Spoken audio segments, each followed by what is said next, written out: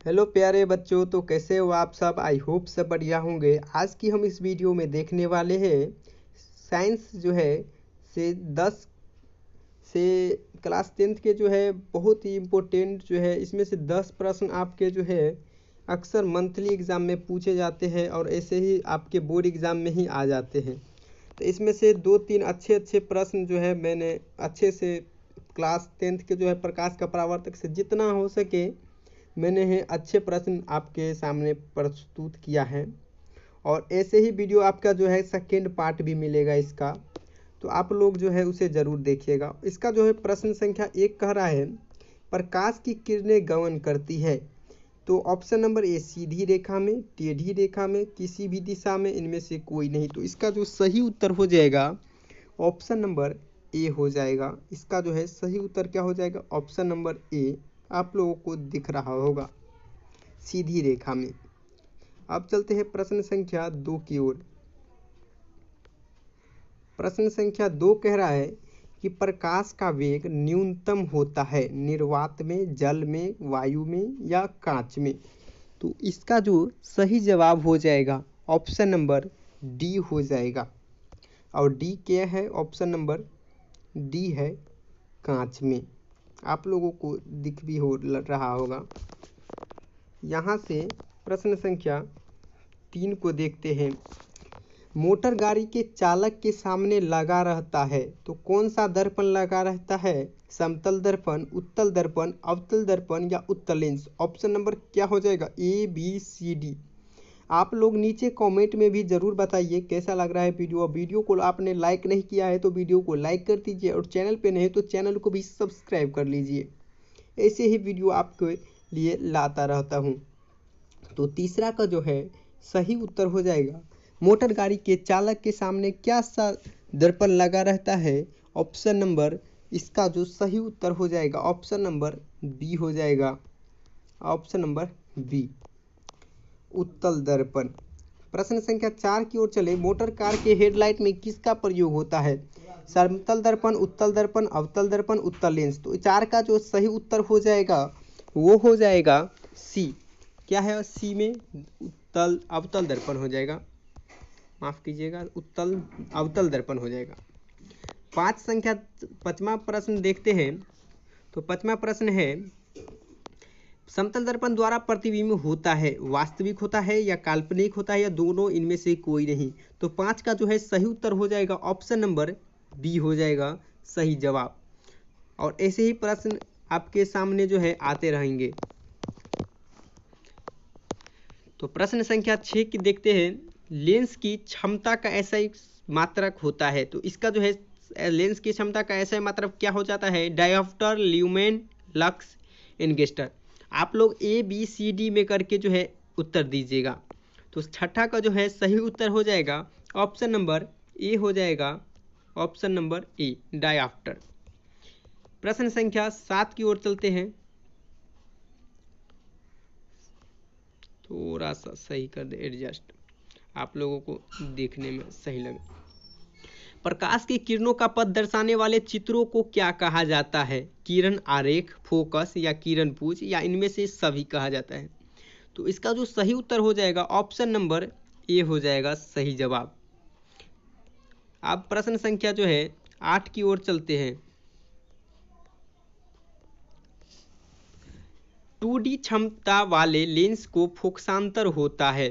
तो इसका जो सही जवाब हो जाएगा ऑप्शन नंबर क्या हो जाएगा, option number a b c d में से आप लोग जल्दी जल्दी बताइए ऑप्शन नंबर बी या ऑप्शन नंबर ए क्या हो जाएगा। तो इसका जो सही उत्तर हो जाएगा 8 का वो हो जाएगा ऑप्शन नंबर डी हो जाएगा। ऑप्शन नंबर डी जो है वो सही जवाब हो जाएगा, आप लोगों को दर्शा दे। यहाँ पे आप चलते हैं प्रश्न संख्या 9 की तरफ। किसी उत्तल लेंस का फोकसांतर 50 सेंटीमीटर है तो उसकी क्षमता क्या होगी।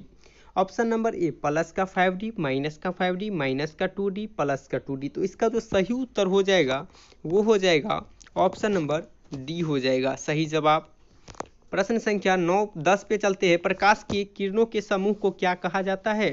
तो आप लोगों को तो अच्छे तरीके से आता होगा। प्रकाश स्रोत कहते हैं या किरण पुंज कहते हैं या प्रदीप्त या प्रकीर्णन कहते हैं। तो इसका जो सही उत्तर हो जाएगा वो हो जाएगा किरण पुंज। ऑप्शन नंबर बी जो है इसका राइट उत्तर हो जाएगा। प्रश्न संख्या 11 की ओर चलते, उत्तल लेंस की क्षमता होती है ऋणात्मक, धनात्मक या दोनों, इनमें से कोई नहीं। तो इसका जो सही उत्तर हो जाएगा 11 का ऑप्शन नंबर बी जो है वो सही जवाब हो जाएगा। 12 प्रश्न संख्या कह रहा है, थोड़ा सा ऑप्शन आपको लोगों को दिखा दे, थोड़ा सा करते हैं कोशिश, चलिए कोई बात नहीं, हम लोग स्क्रॉल कर लेंगे। 12 कह रहा है कि अवतल लेंस की क्षमता होती है ऋणात्मक, धनात्मक, दोनों या इनमें से कोई नहीं। तो 12 का जो सही उत्तर हो जाएगा वो हो जाएगा ऋणात्मक। ऑप्शन नंबर ए जो है सही उत्तर हो जाएगा। प्रश्न संख्या 13 पर चलते हैं। तो प्रश्न संख्या 13 हमारा कह रहा है उत्तल लेंस को क्या कहते हैं। तो आप लोगों को तो सभी को आता ही होगा, उत्तल लेंस को हम लोग अभिसारी लेंस भी कहते हैं। उत्तल लेंस को क्या कहते हैं, अभिसारी। ऑप्शन नंबर ए जो है वो करेक्ट हो जाएगा। 14 नंबर प्रश्न की ओर चलते हैं। तो अवतल लेंस को क्या कहते हैं। तो इसका जो ऑप्शन नंबर सी जो है वो करेक्ट जवाब हो जाएगा। ऑप्शन नंबर सी क्या कह रहा है, अपसारी लेंस। ऑप्शन नंबर सी हो जाएगा सही जवाब। प्रश्न संख्या 15 की ओर चले। तो निम्न में से कौन सा पदार्थ लेंस बनाने के लिए प्रयुक्त नहीं किया जा सकता है, जल, कांच, प्लास्टिक, मिट्टी। तो इसका भी आप लोगों को सही जवाब आपको मालूम होगा। इसका जो सही जवाब हो जाएगा वो हो जाएगा ऑप्शन नंबर डी, मिट्टी का प्रयोग हम लेंस बनाने के लिए नहीं करते हैं। प्रश्न संख्या 16 चक्कर देखते हैं। तो किस दर्पण से हमेशा वस्तु से छोटा प्रतिबिंब प्राप्त होता है, समतल, उत्तल, अवतल या इनमें से कोई नहीं। कौन सा दर्पण से होगा दोस्तों। तो 16 का जो सही जवाब हो जाएगा वो हो जाएगा ऑप्शन नंबर बी जो है करेक्ट जवाब, उत्तल दर्पण। प्रश्न संख्या 17 कहता है किस दर्पण से वस्तु बड़ा प्रतिबिंब पर बनता है, समतल, अवतल, उत्तल, इनमें से कोई नहीं। कौन सा दर्पण होगा बच्चों। तो आप लोग सही जवाब दीजिए। इसका जो सही जवाब हो जाएगा ऑप्शन नंबर बी जो है वो सही जवाब हो जाएगा, वो हो जाएगा अवतल दर्पण। प्रश्न संख्या 18 है प्रकाश के परावर्तन के कितने नियम हैं। प्रकाश के परावर्तन के कितने नियम हैं, 1, 2, 3, 4। क्या हो जाएगा ऑप्शन नंबर इसका। तो ऑप्शन नंबर बी जो है इसका सही जवाब होगा। आप लोगों को अच्छे से ये मालूम होगा। ऑप्शन नंबर बी जो है इसका सही जवाब होगा। अब चलते हैं प्रश्न संख्या 19 की ओर। जब प्रकाश की किरणें हवा से कांच में प्रवेश करती है तो मुड़ जाती है, किस तरह मुड़ जाती है, अभिलंब से दूर, अभिलंब के निकट या समानांतर, या इनमें से कोई नहीं। तो 19 का जो सही जवाब हो जाएगा वो हो जाएगा ऑप्शन नंबर बी जो है वो करेक्ट हो जाएगा, बी फॉर बाहुबली। अब चलते हैं प्रश्न संख्या जो है 20। फोटोग्राफी कैमरा का अभिदृश्यक होता है, उत्तल लेंस, अवतल लेंस या उत्तल दर्पण या अवतल दर्पण। तो इसका जो सही उत्तर हो जाएगा ऑप्शन नंबर ए वो करेक्ट हो जाएगा, उत्तल लेंस। साइड मिरर के रूप में प्रयुक्त होता है। तो साइड मिरर के रूप में कौन सा दर्पण प्रयुक्त होता है या कौन सा लेंस होता है। तो आप लोगों को ऑप्शन के हिसाब से देना है। तो 4 ऑप्शन है यहाँ पे, अवतल दर्पण, उत्तल लेंस या प्रिज्म।